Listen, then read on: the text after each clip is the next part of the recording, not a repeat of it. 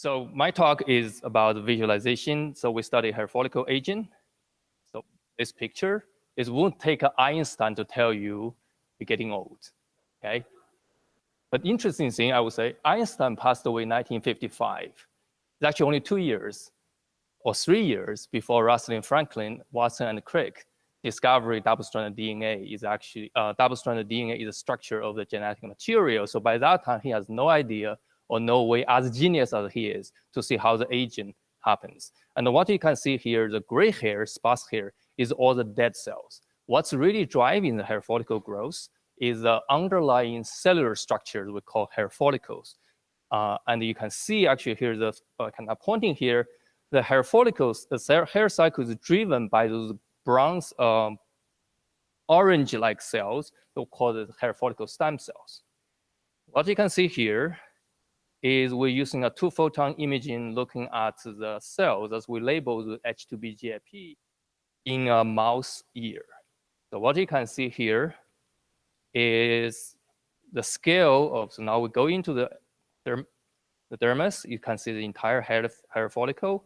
The long hair follicle is a full-growing anagen hair follicle that's producing hair shaft.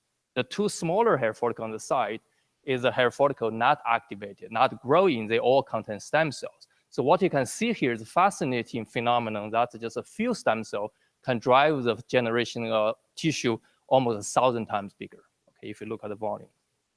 So using a similar approach, we decided to look at animals, that's what exactly underlies the hair follicle loss during aging. So on that left panel, you can see in 6 months, you see hair follicles with stem cells, regularly spaced, not growing. Then you look at the middle and the right panel, you can see the hair follicles in older mouse, 2-year-old equivalent to 70 years old in human. What's interesting is not only the smaller, you actually can see with arrowheads, I pointed out some cells sticking out of the otherwise quite smooth hair follicles. If you do not look, you would not realize what's happening there. So we call them escaping cells, but as real.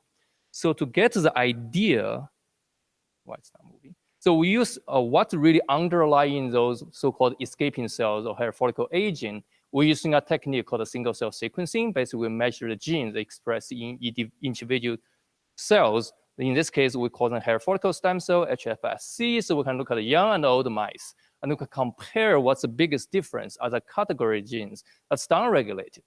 The top category of gene, the cell adhesion, means some molecules should help to put those cells together, but they're #1 downregulated genes. So what's happening there?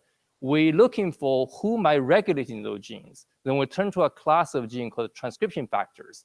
They are the ones can express the genes from the DNA to making the mRNA. So long story short, we decided looking at, we make a mutant, get rid of the genes in the mouse skin, to see what happens. Before I show you what's happened to those mutants, I have to show you what's normal. So we take a movie. Is that running? Okay, so it's about 6 hours of movie in live mouse. Actually, if you look carefully, it is moving, okay? But most of hair, you can see in the dark space, which is the dermis, there's no any other cells because the not labeled epithelial cells should stay where they are. Again, this is normal hair follicles. Then what happened in our mutant, we call them DKO, double knockout, get rid of 2 transcription factors.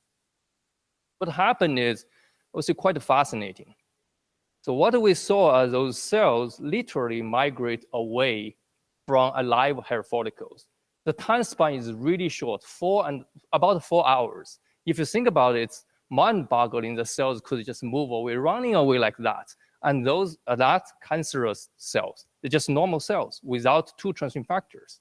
And we also want to look at exactly when the hair follicle died. So you can already see this hair follicle is very, very small, only 20 cells left. There's still 1 cell division, so you know it's alive. But at the same time of cell division, we have 4 cells died or get ejected from the hair follicle stem cell compartment, indicating the stem cell loss really contributing to the shrinking of the hair follicles.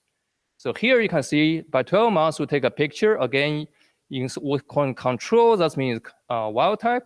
The hair follicles is very regular spacing. On the knockout, the DKO, you can see there are some hair follicles become tiny. One of the hair follicles only have 2 cells left. And another hair follicle you can see with those red arrowheads, the cells actively escaping from them. So I think this really puts, that's how the mouse look like. Stay at rest. First of all, we have very robust iCook protocol, so the mouse are perfectly fine and actually healthy. We only get rid of the genes in the skin, nowhere else. Those mouse have a normal lifespan, but they're losing hair and the hair turn gray very, very quickly. So literally, this you live with 22 seconds, I'm on time. So when we're getting old, we typically say, my body falling apart. But I think it's for some reason, literally within the hair follicles really falling apart. I think that's one have implication for aging. Another aspect is those cells coming out, how our tissue, our body deal with them, and how maybe tumor genesis aspects could hijacking those cells, could pose a, I think, interesting ways of thinking about what we might want to study those cells further. All right, thank you.